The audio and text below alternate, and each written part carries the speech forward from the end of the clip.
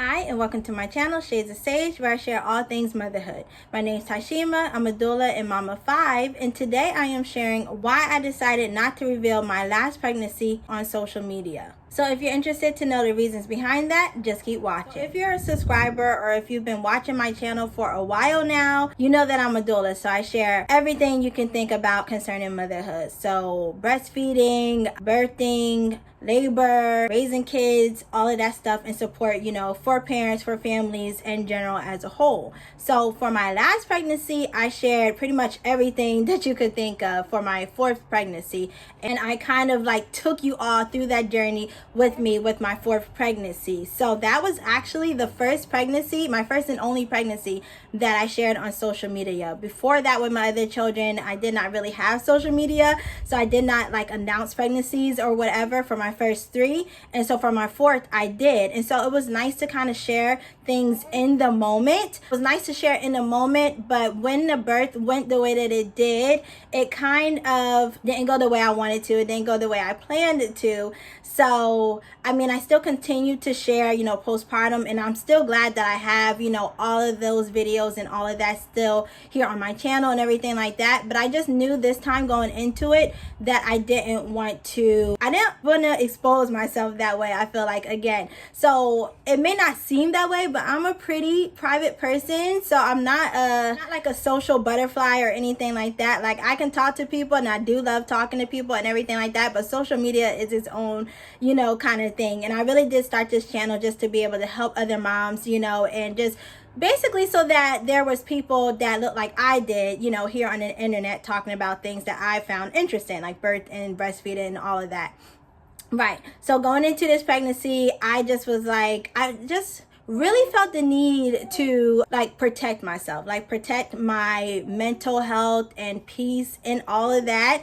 And I just didn't really feel like I needed or feel like I wanted outside noise or whatever. It's just when you welcome people into your life, or when you put your life out there on social media, it is subjected to opinions and things like that. And I just didn't want any negativity at all. I knew that the situation was already going to be a little bit hard to deal with it, adding another child to the family, and I already have 4 children and everything like that. And then I also knew that the odds were stacked against me with having another vaginal birth. So if you've seen any of my birth stories, or if you've seen my last pregnancy journey, you know that I was planning a VBAC for that birth, but I was not successful. So I had another cesarean birth, and at that point I had 2. So I knew going into this one that the doctors were basically going to be persuade me or try to force me or want me to have another cesarean, and I just was not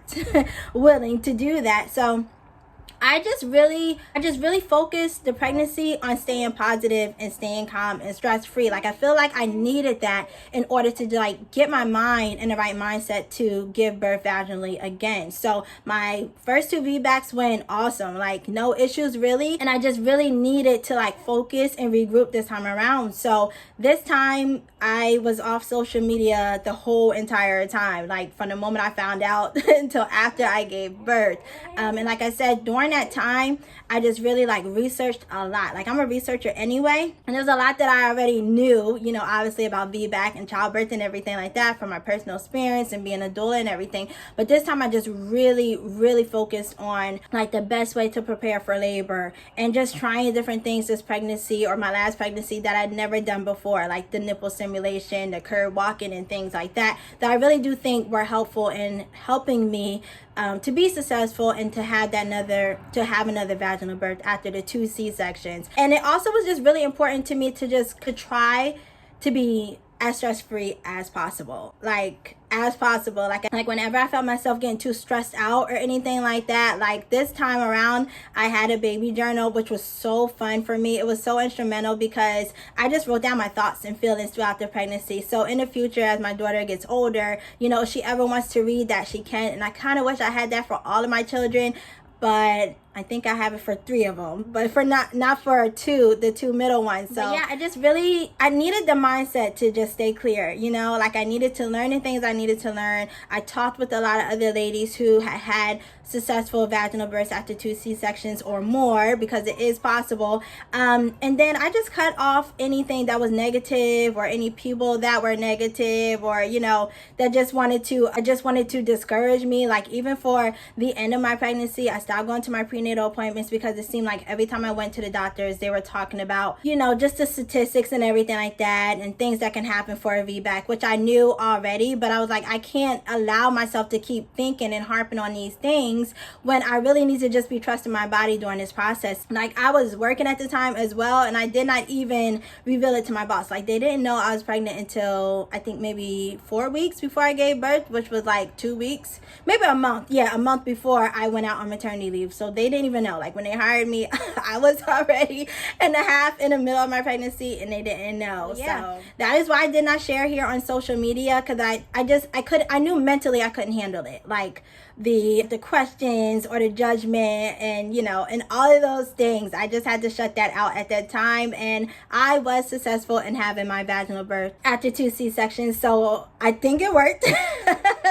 Like, I know it worked, of course. So yeah, it did help. I feel like it did help me to mentally prepare and do exactly what I needed to do so that I could give birth the way that I wanted to. And it was nice just to have that peace and not that extra noise that social media can bring sometimes. Because a lot of times, I mean, it's good, of course, but sometimes it could be bad, and I knew I just couldn't handle it. But I just want to say, like, if you're in a similar situation, or like, you're hiding your pregnancy for whatever reason, or you're working and you're like, should I announce to my boss, should I not? Like, just totally don't feel like you have to. You know what I mean? Like, the people that need to know will know for your pregnancy, will know that you're pregnant, will know how to support you and help you and guide you and all of that stuff. So just don't feel like you have to tell people. Like, I think some people were offended that I didn't tell them, and I'm like, I don't get it. Even with the Haley Bailey situation, like, I completely understand why she decided not to reveal her pregnancy here on social media, because it just comes with so much extra stuff. Like, you just allowing people into your life to say things or whatever,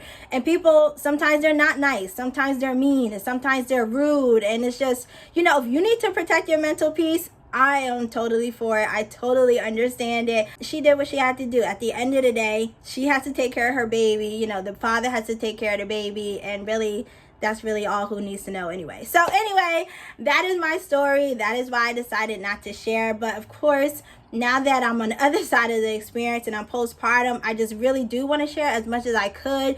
Everything that I did to prepare, everything that I was thinking about while I was going through my pregnancy and the journey, and just learning different things about VBACs and just getting all that information and that research. It was fun. It was so much fun, and I do have so much more to share, because I know that there are other women out there in the same situation who feel like it's unattainable for them, who feel like they can't do it, whose doctors are telling them they shouldn't do it, friends and family members who may be telling them that they couldn't do it. But unless you're in that seat yourself, going through the emotions, going through the C-section or the trauma from your previous birth, then they really don't understand, just how we feel about, wanting a vaginal birth after cesarean. So that is everything. That's why I chose not to share. But if you do share on social media, that's great as well, because again, we're all here to support and help one another, and reading your story or hearing your story may help somebody else be encouraged, or may help them with the things that they're going through. So I hope that you enjoyed this video. Thank you so much for watching. Remember to let your story be your power, and I'll see you in my next one. Bye.